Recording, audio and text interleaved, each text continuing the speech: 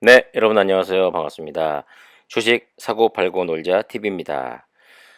요 며칠 이틀 동안 정말 많이 늙은 것 같습니다. 오늘도 너무너무 이 걱정스러운 마음으로 장을 바라보셨을 텐데요. 장 막판에 결국 외국인 매수세가 들어오면서 다행히도 오늘도 양봉으로 마감을 해 주었습니다. 시장과 언론에서 설 명절이라고 어제는 우리 주주분들에게 분식 선물을 해 주었고, 또 오늘은 매수하라는 긍정의 양봉 선물을 또 해 주었습니다. 사실 어제도 외국인의 이 매도 폭탄이 많이 나오면 어떻게 하나 이렇게 큰 걱정을 하면서 장을 봤었는데, 어제도 생각보다는 매도가 한 8,000주 선에서 멈췄고요. 오늘도 이 외국인 수급이 정말 중요한 하루였는데 다행히도 38,000주 정도 매수가 들어왔습니다.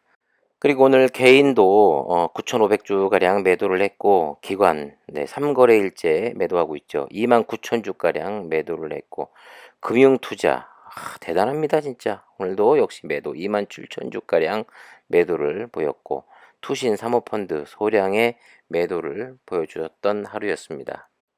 그리고 무엇보다도 어제는 모든 언론사들이 40개가 넘는 언론사들이 이 CJN에 대해서 굉장히 악의적인 기사로 일관했었던 하루였는데, 오늘은 하루 만에 이 증권사와 시장의 반응이 어제랑은 확실히 달라진 그런 모습을 보였던 하루였습니다.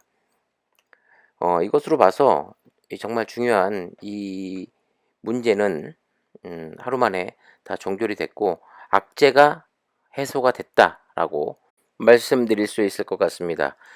오늘 미래세대우에서 리포트가 나왔는데요. 요거 좀 살펴보도록 하겠습니다. 미래세대우에서 10일 시즌에 대해 증선이 과징금에 따른 추가적 리스크는 제한적이라며 투자 의견의 신규 리포트를 발행했습니다. 목표 주가는요 27만 5,800원을 내놓았는데, 전일 종가 기준으로 볼 때 이 종목의 주가는 목표가 대비 57.5%의 앞으로 추가 상승 여력이 있다는 그런 이야기입니다. 그래도 이 목표 주가가 뭐 21만 원 이렇게 안 잡히고 27만 원대를 잡았다는데 아주 긍정적인 좋은 시그널이라고 생각이 됩니다. 미래세대우에서 시즌에 대해 시즌 2011년에서 2019년 상반기까지 세 가지 지적사항에 대한 공시로 전일 대비 2.8% 하락, 어제 하락했죠. 잘못한 부분에 대해서는 지적받는 것이 맞지만 추가적인 리스크는 제한적일 것이라고 분석을 했다고 합니다. 정말 다행입니다. 오늘 보시면 카카오가 목표가가 60만 원이라고 이 리포트가 나왔었던 날인데, 오늘 주가가 거의 한 6% 가량 상승을 했었죠. 이 뭐 애널리스트들이 이 리포트를 내놓는 데 있어서 목표 주가라는 것이 꼭 그렇게 되진 않습니다. 네. 뭐 그거에 뭐 못 미치는 경우도 많이 있고, 그만큼 또 움직이는 데 있어서 시간이 상당히 오래 걸리는 부분도 있습니다만, 그래도 하향을 했다라는 것은 매도를 한다는 그런 의미인데, 그래도 유지가 됐다는 것은 굉장히 좀 긍정적인 신호라고 저는 생각이 됩니다. 여기 보면은 김충현 애널리스트가 이 종목에 대해서 제시한 목표가 27만 5,800원은 2020년 11월 12일 발생된 미래세대우의 직전 목표가인 27만 5,800원과 동일하다. 최근 1년 동안 이 종목에 대해 미래세대우가 제시한 목표가를 살펴보면 2020년 2월 27일 작년이죠. 36,900원을 제시한 이후 상승하에서 20년 9월 23일 최고 목표가인 30만 원을 제시했었다. 이번 리포트에서는 최고 목표가보다는 다소 낮지만 처음 목표가보다는 상승한 가격인 27만 5,800원을 제시하였다. 네.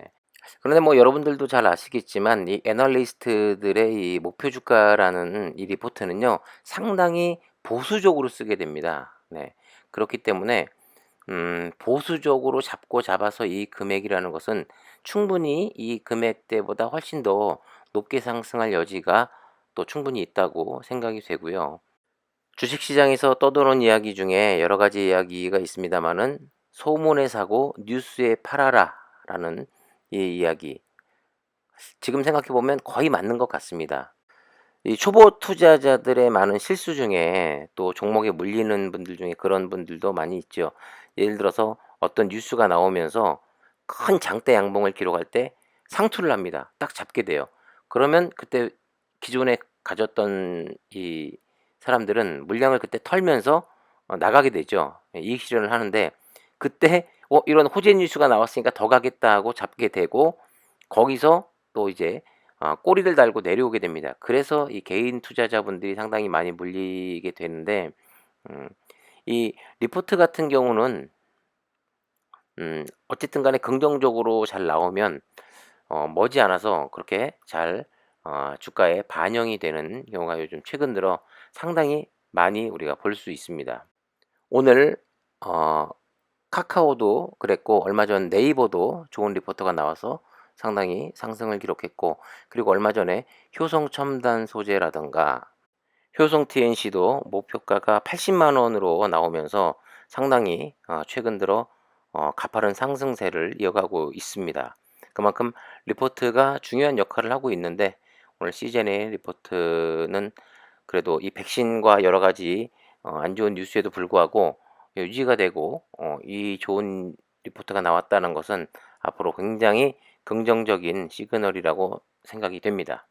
그리고 오늘도 외국인이 거의 4만 주가량 순매수를 기록해 줬고 외국인 지분율이 거의 이제 21%에 조금 못 미치고 있습니다. 외국인들은 이 저가에서 계속해서 물량을 모으고 있는 그런 모습을 보이고 있고요. 아무래도 오늘 또 만기일인 것도 있었고 무엇보다도 내일부터 연휴가 시작되기 때문에 적극적인 매수를 하지 않습니다. 외국인들 같은 경우도 뭐 이 연휴에 어떤 일이 발생할지 모르기 때문에 적극적인 매수를 하지 않는데 그래서 거래량이 상당히 적었다는 거 요거는 좀 많이 아쉽습니다만은 그 지금 대체적으로 설 명절이 끝나고 나면 뭐 코스피라든가 코스닥이 다시 한번 재차 상승을 할 거라는 그런 의견이 대부분입니다. 그리고 무엇보다도 바이오 섹터들이 그동안 다른 섹터들이 굉장히 많은 상승을 할 때 그리고 조정을 할 때 바이오 섹터들이 상대적으로 상당히 못 갔죠. 그런데 아무래도 명절 연휴가 끝나고 나면 요 또 순환매가 돌면서 이번에는 바이오 섹터들 쪽에 수급이 좀 어 어느 정도 몰려서 좀 상승의 패턴으로 가지 않을까 하는 그런 의견들이 많이 나오고 있는 상황입니다. 어찌 됐든 간에 요즘 또 실적 발표 시즌이기도 한데 다음 주에는 시즌의 실적 발표가 예상이 되고 있지요. 분명히 어느 정도 잘 나올 거라는 것은 예상하고 있습니다만 이 상승의 원동력이 되려면 그래도 예상했던 것보다 더 잘 나오는 이 어닝 서프라이즈가 나오게 된다면 충분히 음 한 20만 원대도 안착하면서 이제 앞자리가 좀 바뀌지 않을까 하는 그런 긍정적인 생각이 또 들기도 합니다. 그리고 다음 주 후반에 이 실적 발표가 끝나고 나면 이제 3 월에는 주총이 있습니다. 그리고 주총에 우리가 어느 정도 기대를 하고 있는 그 회사에서 주주들을 위한 어떠한 정책, 네, 그것까지 발표가 된다면 충분히 24-5만 원대까지도 안착을 하지 않을까 하는 생각이 또 들기도 하고요. 최근 들어서 뭐 여러 가지 갑작스러운 이런 악재 소식으로 주가가 정말 많이 못 가고 가려다가도 또 주저앉고 했었는데 제발 나올 악재 다 나왔고 다 소멸됐으니까 좋은 소식으로 높은 상승을 기록하는 음, 모습을 빨리 보여줬으면 좋겠습니다. 그리고 이제 내일부터 연휴가 시작이 되는데요. 시즌의 영상과 더불어 연휴에는 제가 지금 보유하고 있고 최근 들어 매수하고 있는 종목에 대해서 조금씩 리뷰를 좀 해볼까 하는 생각을 또 가지고 있습니다. 구독과 좋아요도 그리고 알림 설정도 부탁드리고요. 네, 지금까지 주식 사고 팔고 놀자 TV였습니다. 감사합니다.